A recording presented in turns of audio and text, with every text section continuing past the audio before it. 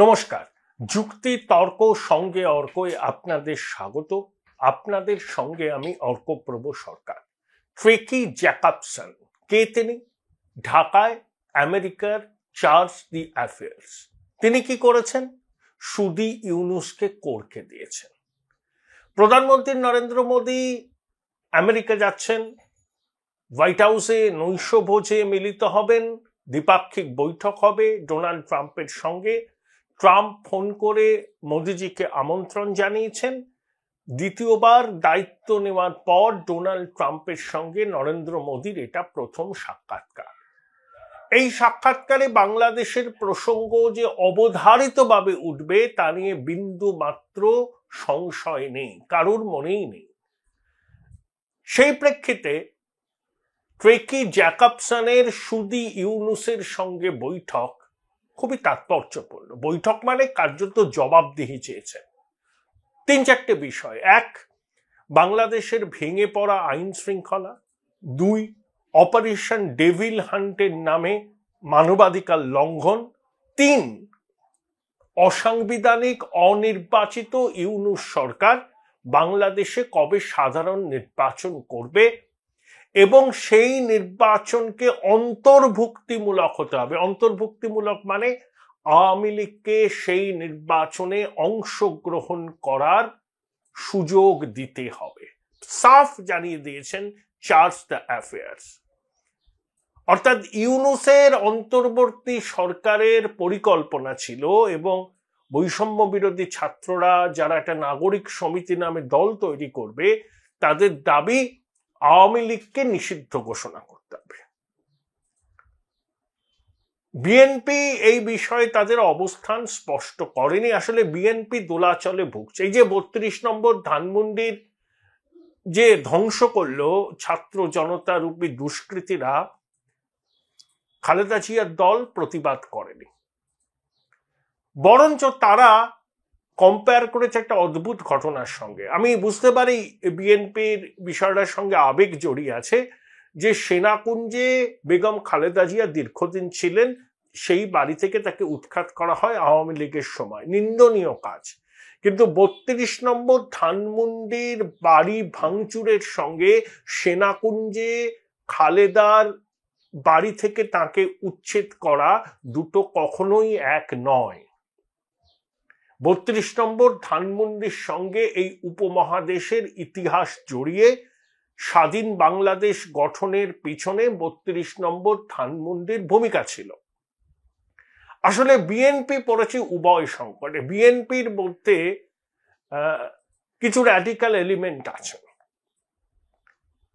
আবার মুক্তিযুদ্ধের যে আবেগ আওয়ামী লীগ বহন করে এবং মুক্তিযুদ্ধের বিষয়টাকে তারা নির্বাচনী কাজেও লাগায়, অস্বীকার করার উপায় নেই।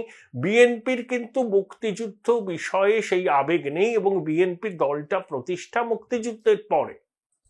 যদিও জিয়াউর রহমান একজন কোর কমান্ডার ছিলেন, তিনি নাকি স্বাধীনতা ঘোষণা করেছিলেন বলে দাবি করে বিএনপি। কিন্তু বিএনপি জামাতের সঙ্গে হাত মিলিয়েছে। জামাতপন্থী এবং উগ্র ইসলামী ভাবধারার লোকজন বিএনপিতে আছে, তাদের সংখ্যা কম নয়। এখন 32 নম্বর ধানমন্ডির বাড়ি ভাঙার ঘটনাকে নিন্দা করলে এই অংশটার সমর্থন বিএনপি পাবে না বলে মনে করছে, সেই জন্য তারা নীরব থেকেছে। যদিও বিএনপি বলে তারা মুক্তিযুদ্ধের পক্ষের শক্তি। মির্জা ফখরুল ইসলাম আলমগীর সহ বিএনপির 3 জন শীর্ষ নেতা 2-1 দিন আগে ইউনুসের সঙ্গে দেখা করেছিলেন। ইউনুস বলেছেন যে কয়েকদিনের মধ্যেই নির্বাচনের রোডম্যাপ ঘোষণা হবে এবং ডিসেম্বর মাসে ভোট করার চেষ্টা চলছে। নির্বাচন কমিশন বাংলাদেশের, তার সঙ্গে ইউরোপিয়ান গোষ্ঠীভুক্ত দেশগুলোর রাষ্ট্রদূতরা বৈঠক করেছিলেন। সেখানে নির্বাচন কমিশনার জানিয়েছেন যে তিনি নির্বাচন করার জন্য তৈরি হচ্ছেন ডিসেম্বরে। কিন্তু এখনো সুস্পষ্ট কোনো কথা না বলেছেন ইউনুস, না বলেছেন নির্বাচন কমিশন। দেখুন, আমাদের ভারতবর্ষে নির্বাচন নির্দিষ্ট সময়ই হয় এবং প্রতি বছরই এক একটা অঙ্গরাজ্যের নির্বাচন হয়। এই 2025 সালে প্রথমে হলো দিল্লি, বছরের শেষে হবে বিহার, 2024 লোকসভা নির্বাচনের পরেই হলো আপনার হরিয়ানা, তারপরে মহারাষ্ট্র, নির্বাচন লেগেই আছে। এবারের লোকসভা নির্বাচনে 60 কোটির উপর বেশি মানুষ গণতান্ত্রিক অধিকার প্রয়োগ করেছিল ভারতবর্ষে, ভোটার 90 কোটির বেশি। আর বাংলাদেশে তো জনসংখ্যা 18 থেকে 19 কোটি, সেখানে ভোটার সংখ্যা কত হবে? 10-11 কোটি। যতই সংস্কার করুন না কেন, নির্ভুল ভোটার তালিকা তৈরি করে নির্বাচন করা খুব একটা কষ্টসাধ্য কাজ নয়। দরকার হচ্ছে আন্তরিকতা। আমি নির্বাচনটা চাই কি চাই না, মুখে আমি এক কথা বলছি আর ভিতরতে আমার পরিকল্পনা অন্য। নির্বাচনটাকে ডিলে করা, যাতে ছাত্ররা নাগরিক সমিতি নামে যে দল তৈরি করবে সেই দলের পায়ের তলার জমি শক্ত হোক, এটাই তো ইউনূসের মতলব। এবং ইউনূস পরিষ্কার বলে দিয়েছেন একটা পডকাস্টে, সম্ভবত ফিনান্সিয়াল টাইমসকে দেওয়া, যখন তিনি ডাভোসে গেছিলেন, যে ছাত্রদের রাজনৈতিক দল করতে তিনি তাদের উৎসাহ দিয়েছিলেন, অর্থাৎ ওটা কিংস পার্টি হতে চলেছে। তাহলে বিএনপিকে যতই আশ্বাস দিন না কেন ইউনূস যে ডিসেম্বরে নির্বাচন হবে, না আঁচালে বিশ্বাস নেই। আর দুরাত্মার ছলের অভাব হয় না, এটা আমাদের মনে রাখতে হবে। এগুলো দুরাত্মা। এরা বাংলাদেশে নির্বাচন করতে চাইছে না, বদলে উগ্র ইসলামিক শক্তির হাতে রাষ্ট্র ক্ষমতা তুলে দিতে চায়। Join Indian Institute of Hotel Management now. Right choice, right decision.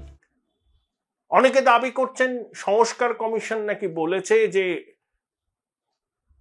No vote two, মানে নোটা যেটাকে বলি, হ্যাঁ, নান অফ দ্য অ্যাবাভ, যেটা আমাদের দেশে আছে, সেরকম একটা বিষয় তারা রাখতে চায় নির্বাচন সংস্কার কমিশন। সেটা নাকি অনেক রাজনৈতিক দলের আপত্তি আছে।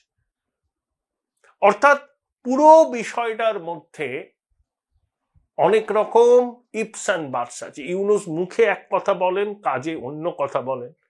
নানা রকম সময় ধার্য করেছিলেন নির্বাচনের। একবার বলেন 2026 জুনে হবে, যদি সংস্কারকে আরেকটু করতে। আরে জুন মাসে এই ভারতীয় উপমহাদেশে কোথাও কোনো নির্বাচন হতে পারে প্রবল বর্ষার মধ্যে? যা কিছু করতে হয় মে মাসের 3য় সপ্তাহের মধ্যে শেষ করতে হয়। তাই ইউনূস বলছেন যে জুন মাসে নির্বাচন হবে, সংস্কার একটু বেশি করে হলে। তা জুন মাসে নির্বাচন হয় না, তখন বলবেন তখন বর্ষা, ডিসেম্বরে হবে। ইউনূস প্রথমবার, আপনাদের মনে আছে কিনা জানি না, যখন প্যারিস থেকে শাহজালাল আন্তর্জাতিক বিমানবন্দরে নামলেন, তখন সাংবাদিকরা তাকে জিজ্ঞাসা করেছিলেন তার ভবিষ্যৎ পরিকল্পনা। তিনি বলেছেন যে আমাকে অন্তত 6 বছরের জন্য দেশকে সেবা করার সুযোগ দিতে হবে। অর্থাৎ ইউনূস কিন্তু 6 বছরের আগে ক্ষমতা ছাড়তে রাজি নয়। এখন চাপের মুখে পড়ে বলছে যে নির্বাচন হবে ডিসেম্বরের মাসে, কিন্তু অন্তর থেকে সে নির্বাচন করতে চায় না। দেখুন, 5ই আগস্টের গণ অভ্যুত্থানের পরে আস্তে আস্তে পরিস্থিতি স্বাভাবিকের দিকে যাচ্ছিল। স্বাভাবিক হয়নি, আমি বলছি স্বাভাবিকের দিকে যাচ্ছিল। বাংলাদেশের মানুষ আস্তে আস্তে খোলস ছেড়ে বেরোচ্ছিল। কিন্তু 5ই ফেব্রুয়ারি অভ্যুত্থানের 6 মাস বাদে যেভাবে ধানমন্ডির 32 নম্বর বাড়িকে ভাঙচুর করা হলো, সারা দেশ জুড়ে আওয়ামী লীগের নেতাদের বাড়ি ভাঙচুর করা হলো, এবং পুলিশ সেনা দেখলো, সেনা বুয়ো বুয়ো ধ্বনি তুলে ল্যাজ তুলে ব্যারাকে পালিয়ে গেল। অর্থাৎ এর থেকে একটা জিনিস স্পষ্ট, পরিকল্পনা করে ঘটনাটা ঘটানো হয়েছে। নিরাপত্তা বাহিনীকে নিষ্ক্রিয় করে রাখা হয়েছিল। তাহলে নিরাপত্তা বাহিনী নিষ্ক্রিয় কাদের নির্দেশে হলো? সরকারের নির্দেশ হলো, ইউনূসের নির্দেশে হলো।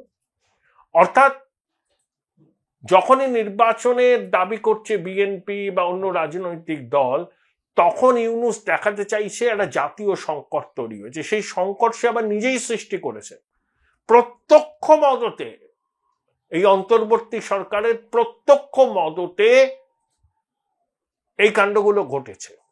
তারপরে অপারেশন ডেভিল হান্ট, সেটা হচ্ছে বাংলাদেশের সাধারণ মানুষকে নির্যাতন করার পন্থা। আমি বলেছি এটা অপারেশন সার্চলাইটের একটা মিনি সংস্করণ। বৈষম্য বিরোধী ছাত্ররা, যারা অধিকাংশই গুন্ডা, তাদের আচরণ গুন্ডাদের মতো। এরা পড়াশোনা করেছে বলে তো আমার মনে হয় না। এদের পারিবারিক কি ঐতিহ্য আছে, এদের ইতিহাস কি, ভূগোল কি, এদের রাষ্ট্র সম্পর্কে কি ধারণা, কেউ আমরা কিন্তু কিছু জানি না। এর একটা কালো শক্তি, একটা অপশক্তি। সেই কালো শক্তি অপশক্তি নির্বিচারে তাণ্ডব করলো। ইউনূস চোখ বুজে দেখলো, তারপরে বেশি রাতে বিবৃতি দিয়ে বলল অনভিপ্রেত, অনাকাঙ্ক্ষিত, কিন্তু নিন্দা করলো না। মার্কিন চার্জ দ্য অ্যাফেয়ার্স এই বিষয়টাকেই ধরেছেন যে একটা সরকার সে তাণ্ডব চালাতে দিল, দুষ্কৃতীদের হাত গুটিয়ে বসে থাকলো।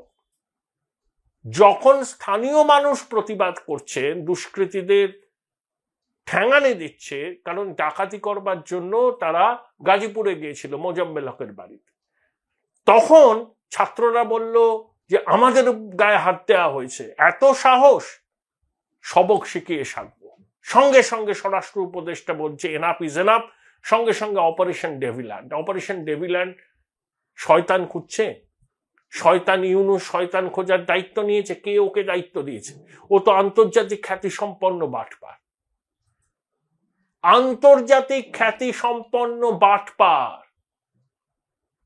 ইউনূস সম্পর্কে বিশ্বের মনোভাব কি জেনে নিন আপনারা। আমি এমনি এমনি কথা বলছি না। ও নোবেল পাওয়ার পর নরওয়ে সরকার একটা ডকুমেন্টারিতে বলেছিল যে সরকারি অর্থ তছরূপ করেছে। তো ইউনূস তখন অপারেশন ডেভিল্যান্ড করলো, অর্থাৎ একটা ন্যারেটিভ তৈরি। এর মধ্যে আবার ভারতকে ঢুকিয়ে দিল। শেখ হাসিনার উস্কানির জন্য এটা হয়েছে। ভারত শেখ হাসিনাকে বিরত করছে না। ভারত কেন ৩২ নম্বর ধানমন্ডি ভাঙচুরের ঘটনায় প্রতিবাদ করেছে তা নিয়ে বিবৃতি দিল। যে বিবৃতি দিয়েছে তার ইতিহাস, ভূগোল, উপমহাদেশের রাজনীতি, সমাজনীতি সম্পর্কে বিন্দুমাত্র ধারণা নেই। ওনাকে ইতিহাসের শিক্ষক দরকার। যদি লাগে আমাকে যোগাযোগ করলে পরে আমি ইতিহাসের শিক্ষক পাঠিয়ে দেবো, বাড়িতে পড়াবেন, প্রাইভেট টিউশন, ঠিকঠাক বেতন টেতন দেবেন। তো এই হচ্ছে ব্যাপার। একটা ছবি দেখে আমি চমকে গেলাম। ওই প্রাইমারি শিক্ষক নিয়োগের ব্যাপার ছিল, তো সে হয়নি, প্যানেল বাতিল হয়ে গেছে। একজন মাতৃশক্তি একটি কোলের শিশুকে নিয়ে প্রতিবাদ করছিলেন, পুলিশ কাঁদানে গ্যাস, জল কামান ছুটছে, এবং সেই মাতৃশক্তি কোলের শিশুকে আঁকড়ে ধরে আছেন, বাঁচতে চাইছেন, শিশুকে পুলিশি সন্ত্রাসের বিরুদ্ধে আড়াল করতে চাইছেন। মর্মস্পর্শী ছবি। এই হচ্ছে সুদি ইউনূস সরকারের প্রকৃত চেহারা। ও যেটা বলে মিথ্যা কথা বলে, ও মিথ্যেবাদী, ভণ্ড, প্রতারক। এর বাইরে কোনো কিছু দিয়ে ওকে অভিহিত করা যায় না। তাই ঢাকার চার্জ দ্য অ্যাফেয়ার্স ভালো করে করকে দিয়েছি ইউনূসকে, কারণ ওর ভণ্ডামি সবাই জানে। আর ডোনাল্ড ট্রাম্প তো আরো বেশি করে জানে যে এই লোকটার চরিত্র আসলে কি। দেখা যাক কি দাঁড়ায়।